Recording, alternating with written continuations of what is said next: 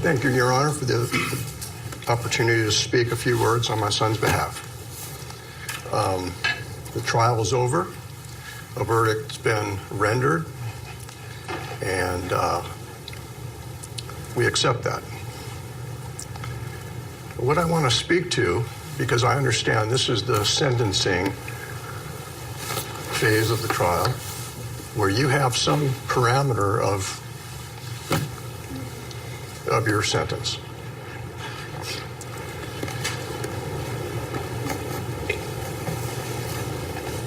My son is probably, in my lifetime, and I've run into some pretty amazing people, and this is going to be seen as a bias from the father, but he has got such a strong moral compass and fortitude and desire for the truth in his life than really anyone I've ever met. He actually eclipses a lot of those things that I aspire to myself. It's what makes his music so incredibly meaningful, because as a musician, and there are some world-class musicians sitting here today, colleagues of Zach's, what makes a musician's art come through is what's the essence of who they are. It's not something you can fake. When you hear it, you know it's a fake. When you hear music that causes people in a room to weep, you know it's coming from something inside that person that you cannot describe. Zach was not born with a silver spoon in his mouth. I want to tell you that. I taught all of my children, Zach being the oldest, the value of hard work.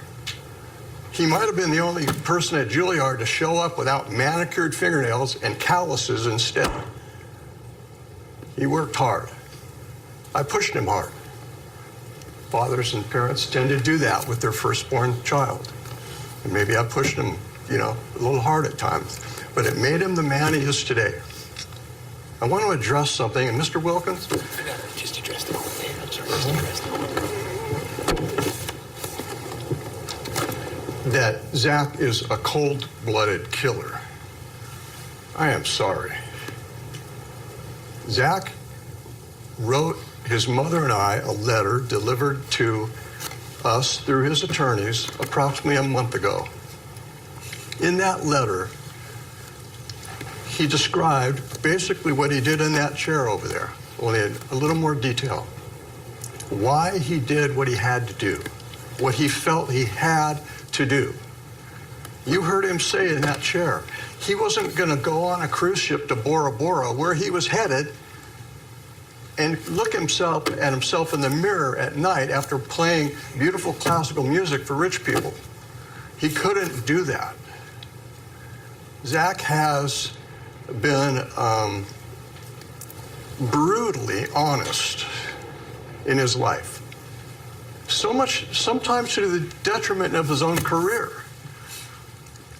Everybody in the piano world wants to be a soloist with an orchestra. But it's a very small amount of room on the head of that pin, and that's where he was headed. But he had people in his life, donors, rich benefactors, who made demands of him artistically in exchange for their financial benefit, and he walked away from it to the detriment of his own career. Why do I bring that up? He has such a strong moral compass and a desire for the truth that sometimes he actually hurts himself. His friends here, all these people in this courtroom for the last 2 weeks have been here day in, day out, some as far as from Seattle, Washington. They're here because they grew up with Zach in the music world, and they saw something in him they didn't see in anybody else.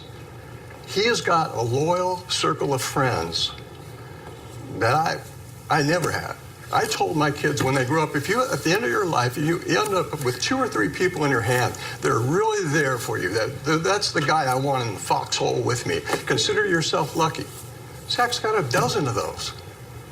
Why?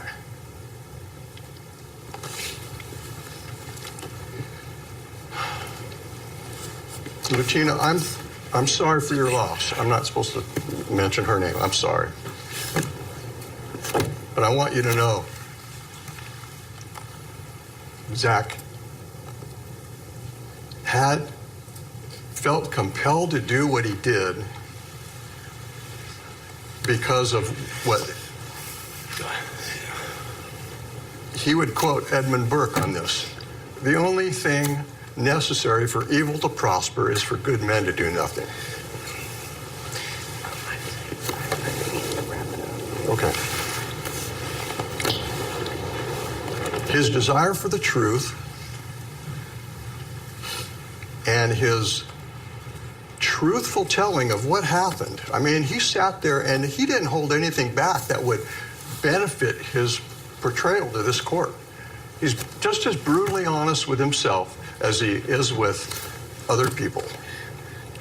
He has no criminal record whatsoever before this event.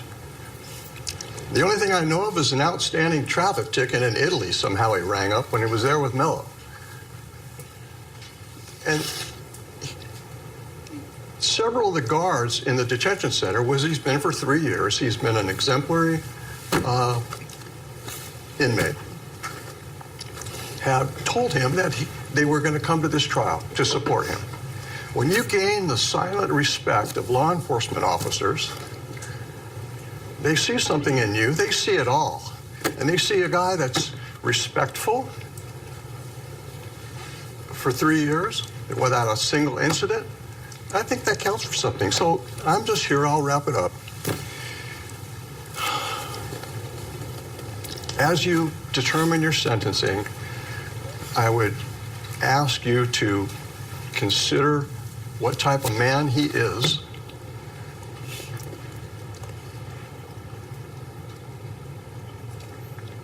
and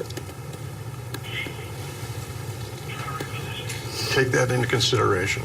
I love my son. I'm proud of my son. Thank you, Your Honor.